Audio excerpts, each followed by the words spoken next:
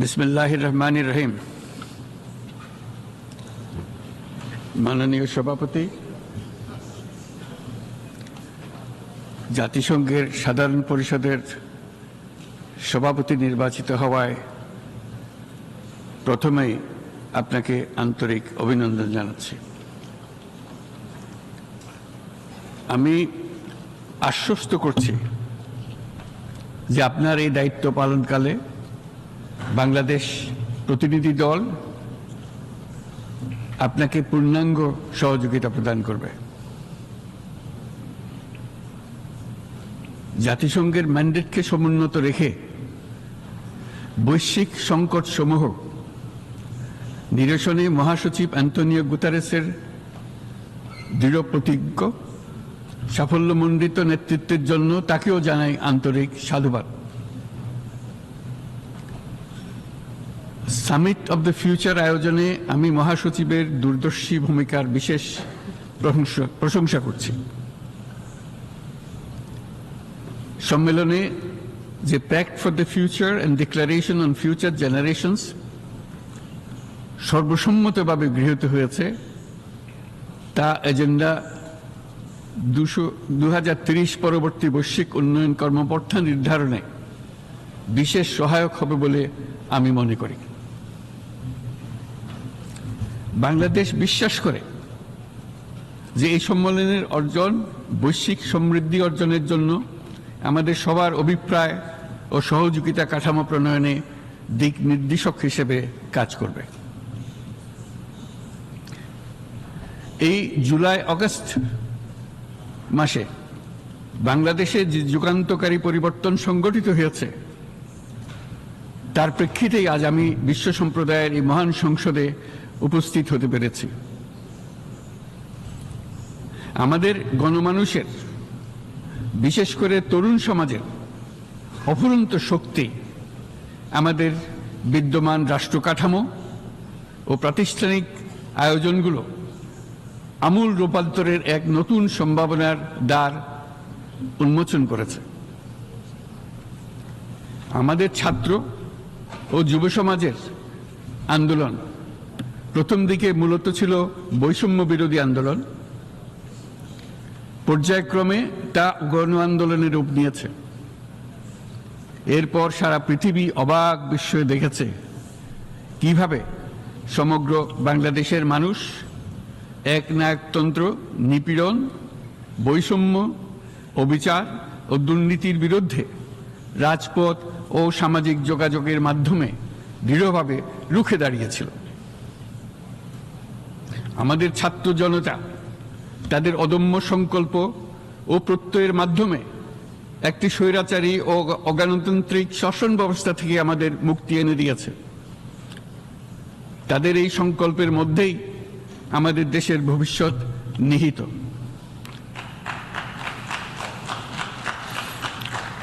যা এই দেশকে বিশ্ব সম্প্রদায়ের মাঝে একটি দায়িত্বশীল জাতির মর্যাদায় উন্নত করবে বলে আমি বিশ্বাস করি।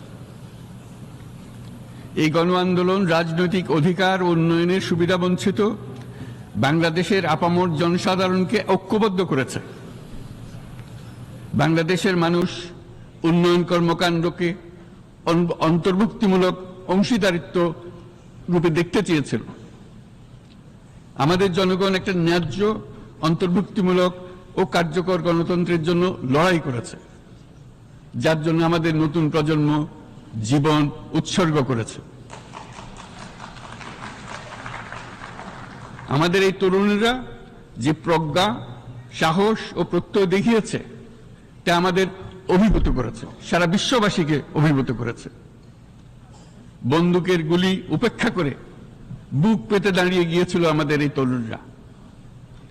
অবৈধ রাষ্ট্র ক্ষমতার বিরুদ্ধে প্রবলভাবে সোচ্চার হয়েছিল আমাদের তরুণ তরুণীরা।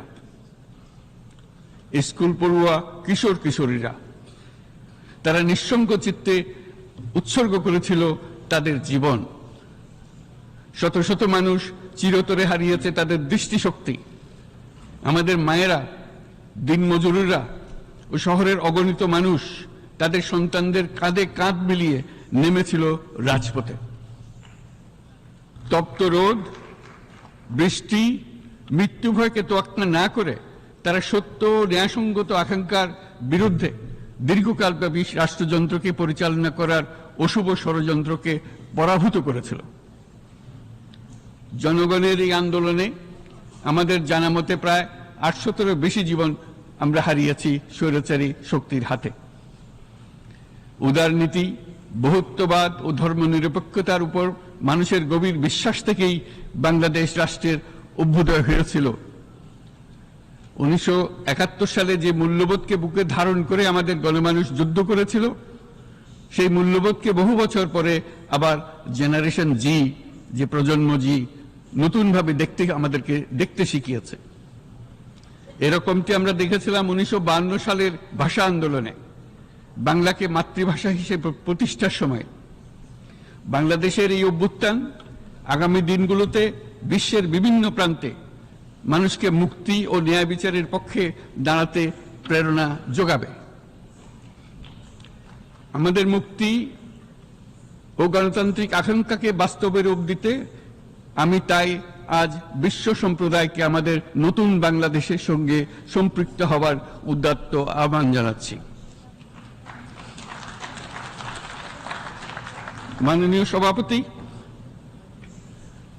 যে রাষ্ট্র কাঠামো দুঃসহ হয়ে গেছে তার পুনর্গঠনের জন্য আমাদের তরুণরা, দেশের আপামর জনসাধারণ একমত হয়ে আমার এবং আমার উপদেষ্টা পরিষদের উপর আস্থা রেখে সরকার পরিচালনার এক মহান দায়িত্ব আমাদের উপর ন্যস্ত করেছে। এই দায়িত্ব গ্রহণের পর আমরা গভীর বিস্ময় ও হতাশার সঙ্গে মুখোমুখিভাবে দেখতে পাচ্ছি কিভাবে সর্বগ্রাসী দুর্নীতি একটি কার্যকর গণতান্ত্রিক ব্যবস্থাকে ধ্বংসস্তূপে পরিণত করেছে, কিভাবে রাষ্ট্রের মূল প্রতিষ্ঠানগুলোকে নির্মমভাবে দলীয়করণের আবর্তে বন্দী করে রাখা হয়েছিল, কিভাবে জনগণের অর্থকে লুটপাট করা হয়েছিল, কিভাবে একটি বিশেষ স্বার্থান্বেষী গোষ্ঠী সমস্ত ব্যবসা বাণিজ্যকে অন্যায়ভাবে নিজেদের হাতে কুক্ষিগত করে দেশের সম্পদ অবাধে বিদেশে পাচার করে দিয়েছে। এক কথায়, কিভাবে প্রত্যেকটি পর্যায়ে ন্যায়, নীতি ও নৈতিকতা অদৃশ্য হয়ে গিয়েছিল। এরকম এক অবস্থার দেশকে পুনর্গঠন এবং জনগণের কাঙ্ক্ষিত রাষ্ট্র ব্যবস্থা প্রতিষ্ঠিত করার জন্য আমাদের উপর দায়িত্ব প্রদান করা হয়েছে। অতীতের ভুলগুলোকে সংশোধন করে একটা প্রতিযোগিতামূলক ও শক্তিশালী অর্থনীতি এবং ন্যায়ভিত্তিক সমাজ ব্যবস্থা গড়ে তোলাই এই মুহূর্তে আমাদের মূল লক্ষ্য। বর্তমান পরিবর্তিত পরিস্থিতিতে সকল রাজনৈতিক দল এখন স্বাধীনভাবে তাদের মতামত প্রকাশ করতে পারছে। যে সব ব্যক্তি বা প্রতিষ্ঠান রাষ্ট্রীয় কাজ ও সিদ্ধান্ত গ্রহণ করার প্রক্রিয়ায় সম্পৃক্ত, তাদের প্রত্যেকের জবাবদিহিতা নিশ্চিত করাই আমাদের অগ্রাধিকার। আমরা মানুষের মৌলিক অধিকারকে সমুন্নত ও সুরক্ষিত রাখতে দৃঢ়প্রতিজ্ঞ। আমাদের দেশের মানুষ মুক্তভাবে কথা বলবে, ভয়ভীতি ছাড়া সমাবেশ করবে, তাদের পছন্দের ব্যক্তিকে ভোট দিয়ে নির্বাচিত করবে, এটাই জাতির আকাঙ্ক্ষা এবং এটাই আমাদের লক্ষ্য। বিচার বিভাগের স্বাধীনতা সংরক্ষণ ও সাইবার ডোমেইন সহ গণমাধ্যমের স্বাধীনতা সুসংহতকরণে আমরা প্রতিজ্ঞাবদ্ধ। আমাদের একজন কৃষক বা একজন শ্রমিকের সন্তানও যেন সমাজের সর্বোচ্চ শিখরে পৌঁছতে পারে, সেই লক্ষ্যে বিশালকার অবকাঠামো নির্মাণের বদলে স্বাস্থ্য ও শিক্ষা খাতে বরাদ্দ বৃদ্ধির আমরা গুরুত্ব আরোপ করছি।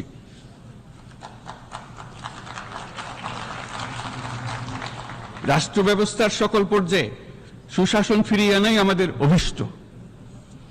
বাংলাদেশে যেসব আন্তর্জাতিক, আঞ্চলিক এবং দ্বিপাক্ষিক চুক্তির পক্ষভুক্ত, সেগুলো প্রতিপালনে আমাদের সরকার বদ্ধপরিকর। জাতিসংঘ সহ বহুপাক্ষিক বিশ্ব কাঠামোতে বাংলাদেশের সক্রিয় অংশগ্রহণ ও অবদান অব্যাহত থাকবে। পারস্পরিক শ্রদ্ধাবোধ, মর্যাদা ও স্বার্থরক্ষণের ভিত্তিতে বাংলাদেশ বিশ্বের সকল রাষ্ট্রের সাথে বন্ধুত্বপূর্ণ সম্পর্ক বজায় রাখবে।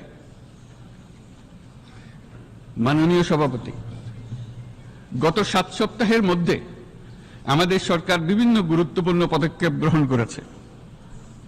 আমাদের অনুরোধে সাড়া দিয়ে জাতিসংঘের মানবাধিকার বিষয়ক হাই কমিশনার বাংলাদেশের গণ আন্দোলনকালে সংগঠিত মানবাধিকার লঙ্ঘনের বিষয়ে বিস্তৃত অনুসন্ধান এবং এইসব বিষয়ে ঘটনার পুনরাবৃত্তি রোধে পরামর্শ প্রদানের জন্য একটা ফ্যাক্ট ফাইন্ডিং কমিশন গঠন এবং তার কাজ শুরু করার জন্য দ্রুত বাংলাদেশে পাঠিয়ে দিয়েছে। আমি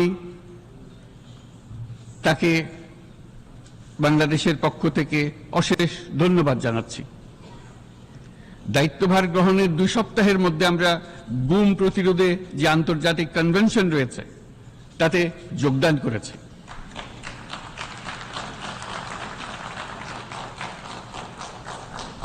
এর আশু বাস্তবায়নের জন্য প্রয়োজনীয় দেশীয় আইন ও বিধি প্রণয়নে আমরা এখন প্রক্রিয়া শুরু করেছি। বাংলাদেশে গত 1.5 দশকে যে সমস্ত গুমের অভিযোগ রয়েছে সেগুলো তদন্ত করার জন্য একটি তদন্ত কমিশন এই মুহূর্তে কর্মরত আছে।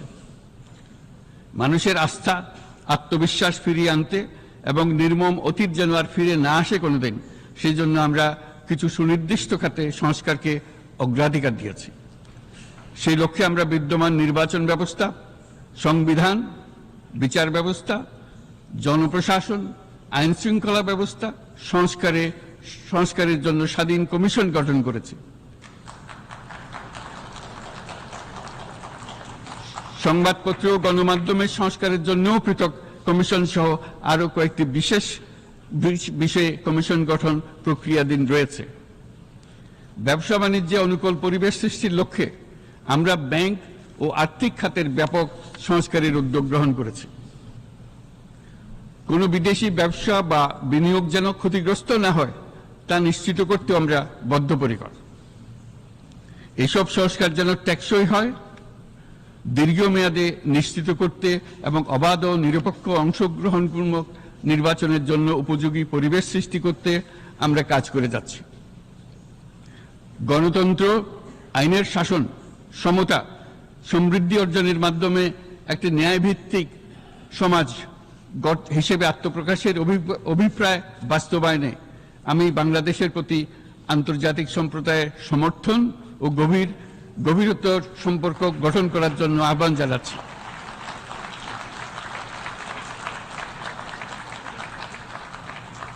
মাননীয় সভাপতি, বাংলাদেশ মনে করে যে শান্তি রক্ষা ও সংঘাত মোকাবেলা জনগণের সমৃদ্ধি নিশ্চিত করার মূল চালিকা শক্তি। সাম্প্রতিক বিপ্লবকালে আমাদের ইতিহাসের সবচেয়ে কঠিনতম সময়ে জনগণের মুক্তির আকাঙ্ক্ষা পূরণে তাদের পাশে দৃঢ়ভাবে দাঁড়িয়ে আমাদের সাহসী সশস্ত্র বাহিনী সমূহ আরও একবার শান্তির প্রতি তাদের অঙ্গীকার প্রমাণ করেছে।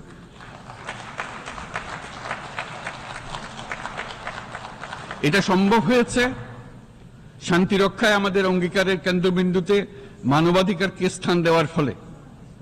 জাতিসংঘের পিস বিল্ডিং কমিশনের সূচনা লগ্ন থেকেই শান্তি রক্ষার মতো শান্তি বিনির্মাণেও বাংলাদেশ সমান অঙ্গীকার ব্যক্ত করে এসছে। আমাদের দিনগুলোতে আমরা জাতিসংঘের শান্তি রক্ষা কার্যক্রমে আমাদের মূল্যবোধ ভিত্তিক অবদানের ধারাবাহিকতা রক্ষা, সমুন্নত ও প্রসারিত করতে বদ্ধপরিকর।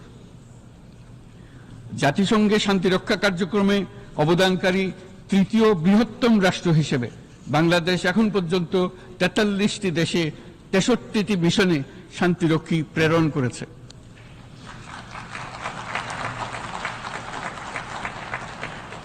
বসনিয়া থেকে শুরু করে কঙ্গো পর্যন্ত বিশ্বের বিভিন্ন প্রান্তে এসব মিশনে দায়িত্ব পালনকালে 168 জন বাংলাদেশি শান্তিরক্ষী নিজেদের জীবন বিসর্জন দিয়েছে। আমরা আশা করি যে কোনো অবস্থায় নানা প্রতিকূলতা সত্ত্বেও জাতিসংঘের ভবিষ্যৎ শান্তিরক্ষী কার্যক্রমগুলোতে বাংলাদেশের প্রতিরক্ষা বাহিনীর সদস্যরা একইভাবে অবদান রাখার সুযোগ পাবে।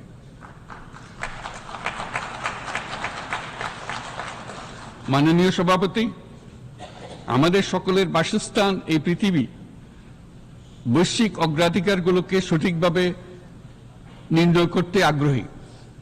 জলবায়ু পরিবর্তন আমাদের সকলের অস্তিত্বের প্রতি হুমকি স্বরূপ। এই গ্রীষ্মে সর্বকালের রেকর্ড ভঙ্গকারী তাপদাহ আমাদের জলবায়ুজনিত পরিবর্তনের কথা স্পষ্টভাবে স্মরণ করিয়ে দিয়েছে। আমাদের যা প্রয়োজন তা হলো জলবায়ু সম্পর্কিত ন্যায় বিচার, যাতে করে দায়িত্বজ্ঞানহীন সিদ্ধান্ত, উদাসীন আচরণ কিংবা এর মাধ্যমে সাধিত ক্ষতির বিষয়ে যারা সংশ্লিষ্ট তাদের দায়বদ্ধ করা যায়। জলবায়ু পরিবর্তনজনিত দীর্ঘমেয়াদী প্রভাবগুলো অপূরণীয় ক্ষতির কারণ হয়ে দাঁড়িয়েছে। আমরা জীব বৈচিত্র্য হারিয়ে ফেলছি, প্যাথোজেনের পরিবর্তনের ফলে নতুন রোগ বাড়ছে, কৃষিক্ষেত্রে চাপ বাড়ছে ক্রমাগতভাবে, পানি সম্পদ ঝুঁকিতে ফেলছে আমাদের বাসযোগ্যতাকে, সমুদ্র পৃষ্ঠের উচ্চতা বৃদ্ধি এবং লবণাক্ততা আমাদের ক্ষতি করছে প্রতিনিয়ত। ঘূর্ণিঝড়ের সংখ্যা ও মাত্রা বৃদ্ধির কারণে যে ক্ষতি হচ্ছে তাকে উপেক্ষা করার সুযোগ নেই। ক্ষুদ্র কৃষক, প্রান্তিক পর্যায়ে জীবিকা অন্বেষণকারীরা জলবায়ু পরিবর্তনজনিত ঝুঁকির মুখোমুখি হচ্ছে সবচেয়ে বেশি। আমি আজ এই বিশ্ব সভায় যখন কথা বলছি তখন বাংলাদেশের পূর্বাঞ্চলে 50 লাখেরও অধিক মানুষ তাদের জীবদ্দশায় হওয়া সবচেয়ে ভয়াবহ বন্যা মোকাবেলা করে যাচ্ছে। মহাসচিব গুতেরেস আমাদেরকে দেখিয়েছেন যে বিদ্যমান পরিক্রমা অব্যাহত থাকলে বিশ্বের গড় তাপমাত্রা 2.7 ডিগ্রি সেলসিয়াস বৃদ্ধির দিকে অগ্রসর হতে থাকবে। তাই বাংলাদেশের মতো জলবায়ু ঝুঁকিতে থাকা দেশগুলোতে অভিযোজনের জন্য ব্যাপক বিনিয়োগের আহ্বান জানাচ্ছি।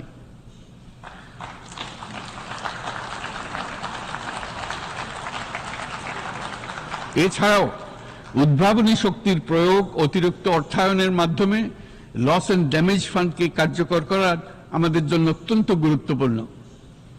একইভাবে আমাদের প্রয়োজন প্রযুক্তির সহজলভ্যতা, সক্ষমতা বৃদ্ধি।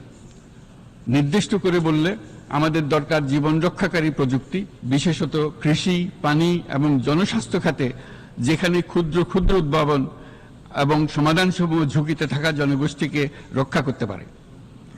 জলবায়ু সংকটের মোকাবেলা এবং বৈশ্বিক অর্থনীতি সুসংহতকরণে আমাদের যুগপৎভাবে কাজ করতে হবে। বিশ্ব সম্প্রদায় এখন কার্বন মুক্ত পৃথিবী গড়ে তুলতে মনোযোগী হচ্ছে।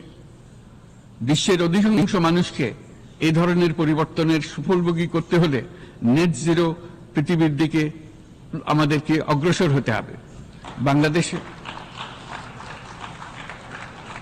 বাংলাদেশের মতো দেশগুলোকে সাথে নিয়ে যেতে হবে, তা না হলে পারস্পরিক দায়িত্ববোধের মাধ্যমে পারস্পরিক সমৃদ্ধি অর্জনে আমাদের সার্বজনীন অঙ্গীকার পূরণে পিছিয়ে পড়ব আমরা।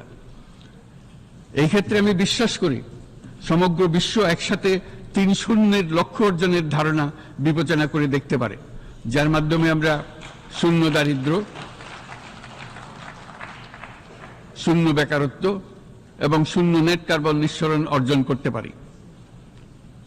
যেখানে পৃথিবীর প্রতিটি তরুণ তরুণী চাকরি প্রার্থী না হয়ে বরং উদ্যোক্তা হিসেবে নিজেকে প্রতিষ্ঠিত করার সুযোগ পাবে। তারা যেন এই সম্পদের সীমাবদ্ধতা সত্ত্বেও নিজ নিজ সৃজনশীলতার বিকাশ করতে পারে, যেখানে একটি ব্যবসায়িক উদ্যোগ সামাজিক সুফল, অর্থনৈতিক মুনাফা এবং প্রকৃতির প্রতি দায়িত্বশীলতার মধ্যে একটি চমৎকার ভারসাম্য আনতে পারে, যেখানে সামাজিক ব্যবসার মাধ্যমে যে কোনো ব্যক্তি ভোগবাদী জীবনধারা থেকে উত্তরণ করে সামাজিক ও অর্থনৈতিক পরিবর্তনের সৃজনশীল শক্তি হিসেবে নিজেকে প্রতিষ্ঠিত করতে পারে।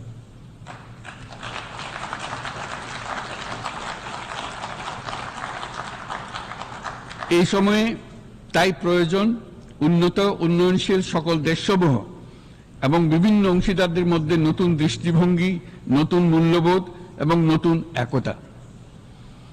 সামগ্রিকভাবে এই লক্ষ্য অর্জনে জাতিসংঘ ব্যবস্থা, জাতীয় আঞ্চলিক পর্যায়ে সরকারসমূহ, সকল ব্যবসা প্রতিষ্ঠান, বেসরকারি অংশীজন এবং দাতব্য সংস্থাগুলোকে একসঙ্গে কাজ করতে হবে। আমাদের অর্থনৈতিক কাঠামোতে সামাজিক ব্যবসাকে স্থান দিলেই নিচের অর্ধেকাংশ মানুষের জীবনে তা বিরাট পরিবর্তন আনতে পারে।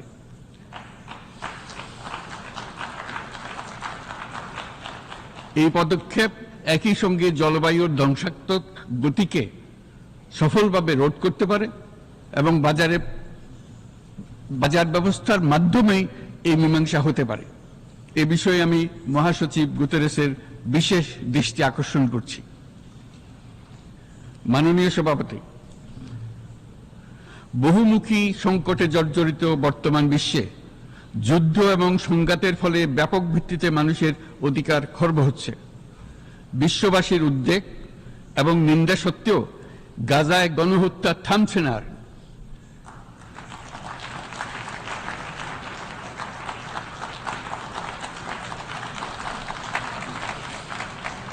ফিলিস্তিনের মতো বিদ্যমান বাস্তবতা কেবল আরব কিংবা মুসলমানদের জন্যই উদ্বেগজনক নয়, বরং তা সমগ্র মানব জাতির জন্যই উদ্বেগের বিষয়।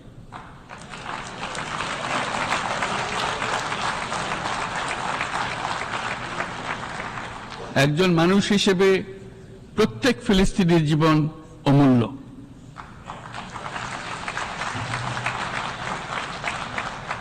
ফিলিস্তিনের জনগণের বিরুদ্ধে যে মানবতা বিরোধী অপরাধ হচ্ছে তার জন্য সংশ্লিষ্ট সকলকে দায়বদ্ধ করতে হবে।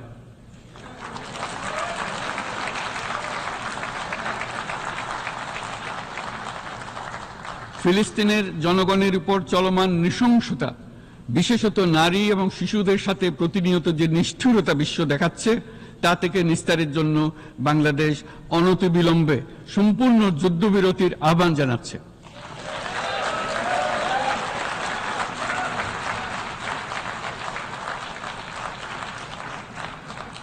দ্বিরাষ্ট্রভিত্তিক সমাধানেই মধ্যপ্রাচ্যে টেকসই শান্তি আনতে পারবে। তাই জাতিসংঘ সহ আন্তর্জাতিক সম্প্রদায়ের সকলকে এর বাস্তবায়নের জন্য এখনই উদ্যোগ নিতে আহ্বান জানাচ্ছি।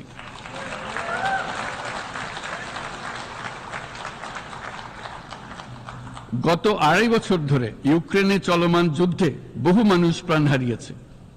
এই যুদ্ধের প্রভাব সর্বব্যাপী, এমনকি বাংলাদেশের অর্থনীতিতেও এর নেতিবাচক প্রভাব আমরা অনুভব করছি। আমরা তাই উভয় পক্ষকে সংলাপে বসে বিরোধ নিরসনের মাধ্যমে যুদ্ধের অবসান ঘটানোর আহ্বান জানাচ্ছি। মাননীয় সভাপতি, বাংলাদেশ গত 7 বছর যাবৎ মিয়ানমার হতে আগত 12 লাখেরও বেশি রোহিঙ্গাদের মানবিক কারণে আশ্রয় দিয়ে আসছে। এর ফলে আমরা বিরাট সামাজিক, অর্থনৈতিক, পরিবেশগত ক্ষতির সম্মুখীন হচ্ছি। মিয়ানমারের অভ্যন্তরীণ সমস্যা থেকে সৃষ্ট এই সংকট বাংলাদেশ ও আমাদের অঞ্চলের জন্য প্রথাগত ও অপ্রথাগত উভয় ধরনের নিরাপত্তা ঝুঁকির কারণ হয়ে দাঁড়িয়েছে। মিয়ানমার থেকে বাংলাদেশে বলপূর্বক বাস্তুচ্যুত রোহিঙ্গাদের সহায়তা করতে আমরা অঙ্গীকারবদ্ধ। আমরা রোহিঙ্গাদের জন্য মানবিক সহায়তা কার্যক্রম চালু রাখা এবং তাদের টেকসই প্রত্যাবর্তন নিশ্চিত করার উদ্দেশ্যে আন্তর্জাতিক সম্প্রদায়ের পর্যাপ্ত সহায়তা অব্যাহত রাখার আহ্বান জানাচ্ছি। রোহিঙ্গাদের সাথে সংগঠিত হওয়া ব্যাপক ভিত্তিক মানবাধিকার লঙ্ঘনের জন্য আন্তর্জাতিক বিচার আদালত এবং আন্তর্জাতিক অপরাধ আদালতে চলমান বিচার প্রক্রিয়ার মাধ্যমে ন্যায় বিচার নিশ্চিত করাও সমানভাবে গুরুত্বপূর্ণ। রোহিঙ্গারা যাতে নিজ দেশে স্বাধীন এবং মর্যাদাপূর্ণ জীবন যাপন করতে পারে, সেই লক্ষ্যে অনুকূল পরিবেশ তৈরিতে জাতিসংঘ অন্যান্য আন্তর্জাতিক প্রতিষ্ঠানের ধারাবাহিক প্রচেষ্টার প্রশংসা দাবিদার। এই লক্ষ্যে রোহিঙ্গারা যাতে পর্যাপ্ত নিরাপত্তা ও অধিকার নিশ্চিত করে তাদের নিজ ভূমি রাখাইনে ফিরে যেতে পারে, তার পথ সুগম করা অত্যন্ত দরকার। মিয়ানমারে প্রতিনিয়ত পরিবর্তনশীল অবস্থা বিবেচনায় রেখে বাংলাদেশ আন্তর্জাতিক সম্প্রদায়ের সাথে একযোগে রোহিঙ্গাদের নিজ দেশে মর্যাদাপূর্ণ টেকসই প্রত্যাবর্তনের জন্য পরিবেশ সৃষ্টিতে কাজ করতে প্রস্তুত।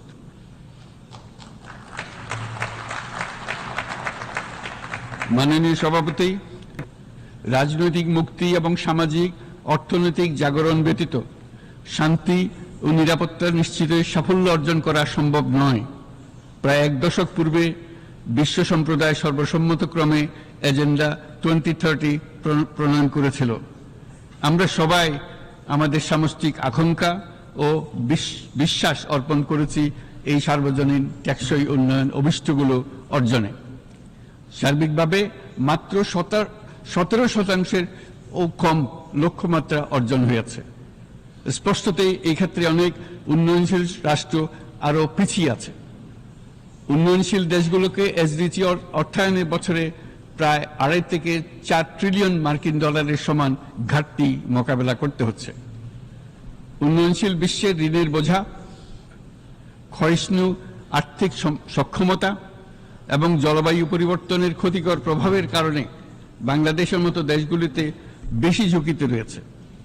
আমরা আশা করি উন্নয়নের জন্য অর্থায়ন সংক্রান্ত চতুর্থ আন্তর্জাতিক সম্মেলনে এই ধরনের জটিল এবং কাঠামোগত সমস্যাগুলোর দিকে নজর দেওয়া হবে। বহুপাক্ষিক আর্থিক প্রতিষ্ঠানগুলোকে এমন অভিন্ন লক্ষ্যে নিয়ে যাওয়ার কাজ করতে হবে যাতে সকল রাষ্ট্র সমানভাবে সম্পদ ও সুযোগের ব্যবহার করতে পারে। তারা নিজেদের কর্মসূচিতে সামাজিক ব্যবসাকে গুরুত্বপূর্ণ ভূমিকা দিতে পারে, যাতে নিম্ন আয়ের দেশগুলোর বাস্তবতাকে বিশেষভাবে মোকাবেলা করা যায়, যা ব্যবসায়ী উদ্যোগ এবং ব্যক্তির সৃজনশীলতাকে উদ্বুদ্ধ করে, যা বঞ্চিত জনগোষ্ঠীকে বিশালভাবে সহায়তা করে। এই ক্ষেত্রে অবৈধ অর্থের প্রবাহ এবং উন্নয়নশীল দেশগুলো থেকে সম্পদ পাচার বন্ধ করা অত্যন্ত আবশ্যক। উন্নয়নশীল দেশগুলো থেকে পাচার হয়ে যাওয়া সম্পদ ফেরত আনার জন্য আন্তর্জাতিক সহযোগিতা জোরদার করতে হবে। আমরা আশা করি কর ফাঁকি রোধে আন্তর্জাতিক কর কনভেনশন অতি শীঘ্রই গৃহীত হবে। মাননীয় সভাপতি, আমরা যে নিবিড়ভাবে সংযুক্ত বিশ্বে বসবাস করছি, সেখানে অভিবাসন এবং মানুষের অবাধ প্রবাহ এক অলঙ্ঘনীয় বাস্তবতা। বাংলাদেশি নাগরিকরা প্রতিনিয়ত বিভিন্ন দেশে অভিবাসী হিসেবে যাচ্ছেন। তারা বিভিন্ন দেশে তাদের কর্মসংস্থানের সন্ধানে আছেন। বিশ্বের বিভিন্ন প্রান্তে এই মুহূর্তে প্রায় 1.5 কোটি প্রবাসী বাংলাদেশি আছেন। সকলের জন্য অভিবাসনের উপযোগিতা নিশ্চিত করতে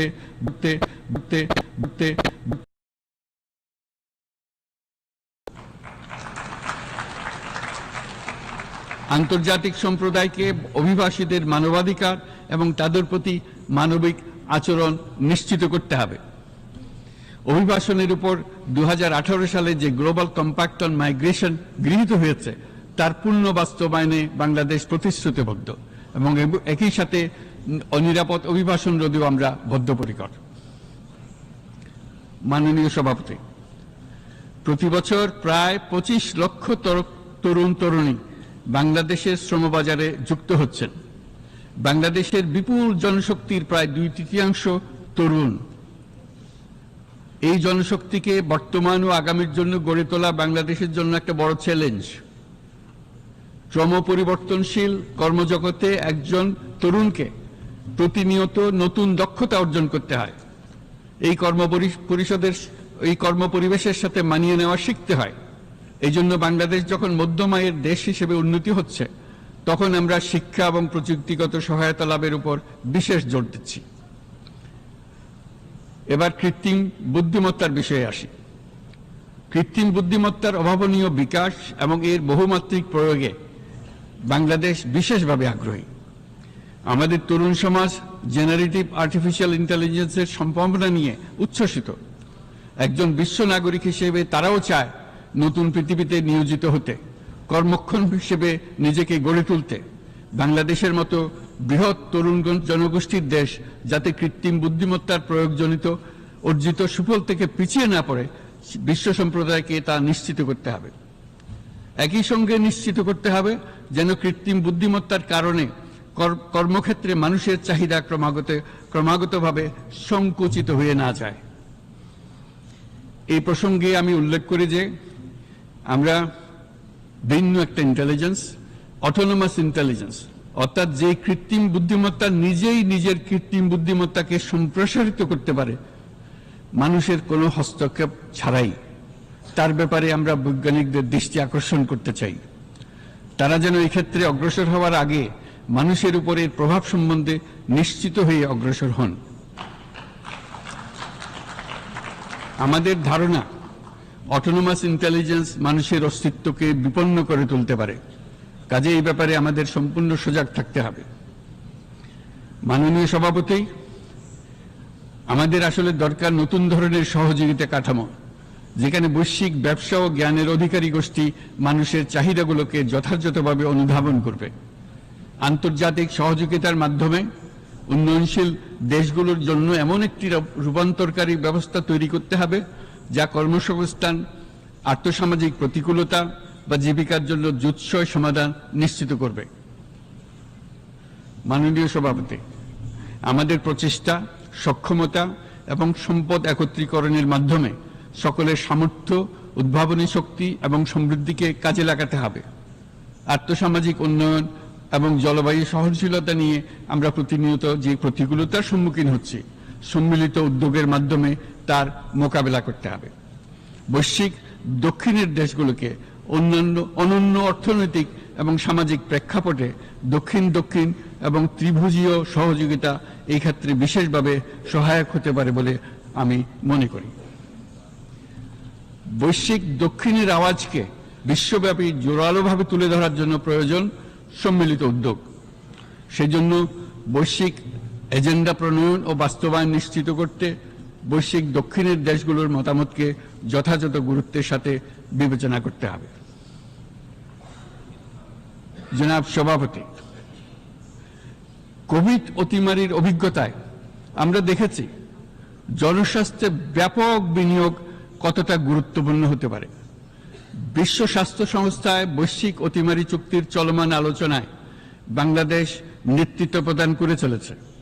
আমরা চাই কার্যকর আন্তর্জাতিক সহযোগিতা, জনস্বাস্থ্য ব্যবস্থায় অর্থায়ন, প্রযুক্তি হস্তান্তর, গবেষণা ও উন্নয়ন, ভ্যাকসিন থেরাপিউটিক্সের উৎপাদন, বহুমুখীকরণ এবং সকল ভ্যাকসিনকে মেধাস্বত্ব অধিকার মুক্ত ঘোষণা করার ব্যাপারে ঐক্যমত্য গঠন।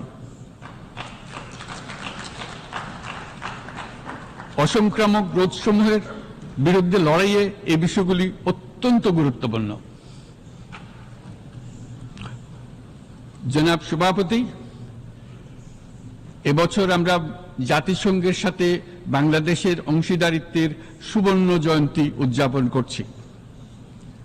গত 50 বছর ছিল আমাদের জন্য একটা পারস্পরিক শিক্ষণীয় সম্মিলিত যাত্রা। সীমিত উপায়ে বাংলাদেশ বৈশ্বিক শান্তি ও নিরাপত্তা, ন্যায়, সমতা, মানবাধিকার প্রতিষ্ঠায় ধারাবাহিকভাবে অবদান রেখে আসছে। আমাদের সমন্বিত প্রয়াসের পেছনে আছে সত্যিকার অর্থে একটি নিয়মভিত্তিক বৈশ্বিক ব্যবস্থা গড়ে তোলা। এই প্রসঙ্গে উদাহরণ হিসেবে আমি স্মরণ করছি 1999 সালে জাতিসংঘ সাধারণ পরিষদে ক্ষুদ্র ঋণের উপর গৃহীত রেজুলেশনের কথা। সেই সময় জাতিসংঘ 2005 সালকে ইয়ার অফ মাইক্রোক্রেডিট ঘোষণা করেছিল, যার ফলে ক্ষুদ্র ঋণ বিশ্বব্যাপী সম্প্রসারিত হবার সুযোগ পেয়েছিল। একই সময়ে বাংলাদেশের উদ্যোগে গঠিত হয়েছিল ফ্রেন্ডস অব মাইক্রোক্রেডিট। 2001 সাল থেকে সাধারণ পরিষদে কালচার অফ পিস সংক্রান্ত বাৎসরিক যে রেজলিউশন গৃহীত হয়ে আসছে, বা নিরাপত্তা পরিষদে নারী, শান্তি ও নিরাপত্তা সংক্রান্ত যে 1325 নম্বর রেজলিউশন গৃহীত হয়েছিল, তা বাংলাদেশের বিশ্বজনীন উদ্যোগগুলোর প্রতিফলন এবং অবদান। মাননীয় সভাপতি, আজ এই মহান বিশ্বসভায় বিশ্ব নেতৃবৃন্দের উপস্থিতিতে প্রতিধ্বনিত হচ্ছে শান্তি, নিরাপত্তা, ন্যায় বিচার প্রতিষ্ঠা এবং সম্পদের সুষম বন্টনের মাধ্যমে সকলের অন্তর্ভুক্তি নিশ্চিত করার আহ্বান। সদস্য রাষ্ট্র হিসেবে আমাদের প্রত্যেককে আজ গভীরভাবে অনুধাবন করতে হবে কিভাবে আমরা নারী, পুরুষ সকলের জন্য ও আগামীর দিনগুলোতে উদ্যোক্তা হবার সমান সুযোগ সৃষ্টি এবং তাদের ক্ষমতায়ন নিশ্চিত করতে পারি। সকল বৈশ্বিক সমস্যার সমাধানের জন্য আমাদের সবার হাতে যথেষ্ট সক্ষমতা, সম্পদ এবং উপায় রয়েছে। আসুন আমরা জাতীয় বা আন্তর্জাতিক যেসব প্রতিশ্রুতি দিয়েছি তা বাস্তবায়ন করি এবং অর্থনৈতিক ক্ষেত্রে সামাজিক ব্যবসার ধারণা প্রতিষ্ঠিত করে সকল প্রকার বৈষম্য ও অসমতার অবসানে ঐক্যবদ্ধভাবে আমরা কাজ করি। বাংলাদেশের তরুণরা প্রমাণ করেছে যে মানুষের স্বাধীনতা, মর্যাদা ও অধিকার সমুন্নত রাখার অভিপ্রায় কোনো উচ্চাভিলাষ নয়, বরং এটা সকলের নিশ্চিত প্রাপ্য। আজ এই মহান সমাবেশে আপনাদের উপস্থিতিতে শান্তি, সমৃদ্ধি ও ন্যায় বিচার নিশ্চিত করতে আন্তর্জাতিক, আঞ্চলিক এবং জাতীয় পর্যায়ে বাংলাদেশে তার ভূমিকাকে ক্রমাগতভাবে জোরদার করার নিশ্চয়তা দিচ্ছে। আজ আপনাদের সবাইকে শুভেচ্ছা জানাচ্ছি, ধন্যবাদ জানাচ্ছি।